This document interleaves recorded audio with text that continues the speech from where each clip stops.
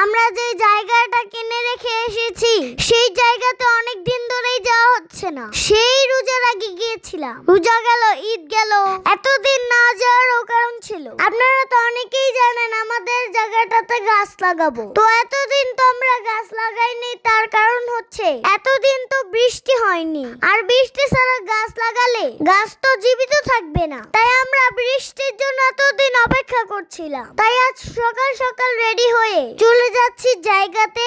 সিএনজিতে ওঠার পর আমি কোলে বসে যাব না, তাই একটু মর্জি করছিলাম, কারণ সিএনজির মধ্যে মহিলাদের তো 3টা সিট থাকে।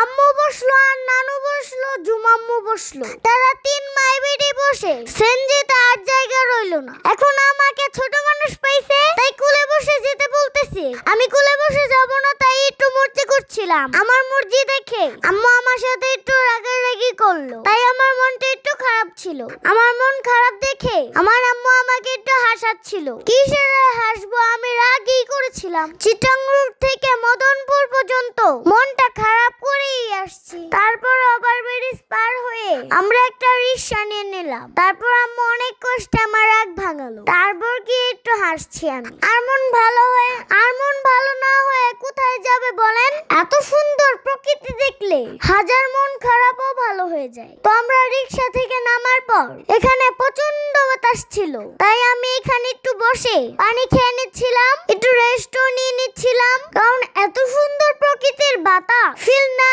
নিয়ে কি যাওয়া যায় বলেন? তো বাতাসটাকে পেয়ে আমরা সবাই উপভোগ করছিলাম। আর নানু আমাদেরকে রেখে এই জায়গাতে চলে গিয়েছে, কারণ নানুর এখানে কাজ ছিল।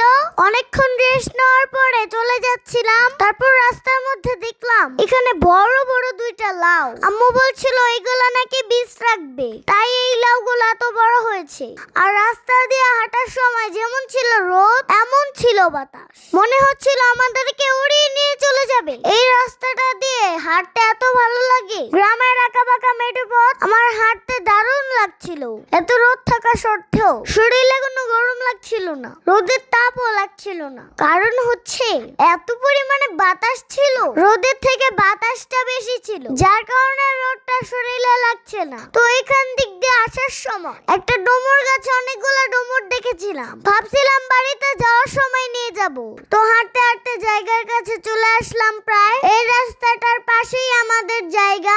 এই রাস্তাটা দিয়ে রিক্সার চলাচল খুবই কম, যার কারণে কিছুটা জায়গা আমাদের হেঁটে আসতে হলো। তো আশা করা যায় 2-3 বছরের মধ্যে এই রাস্তাটা পাকা হয়ে যাবে, তখন আর এই কষ্টটা হবে না। সত্যি বলতে কিছুটা জায়গা যে হেঁটে আসলাম আমার একটু খারাপ লাগছিল না। মনে হচ্ছিল ঘুরতে বের হলে যেভাবে আনন্দ লাগে ঠিক ওই রকম লাগছিল আমার। তো জায়গাতে এসে দেখি নানা ভাই গাছ লাগাচ্ছে আর লেবাররা কাজ করছে। তো আমাদের সাথে যেই নানু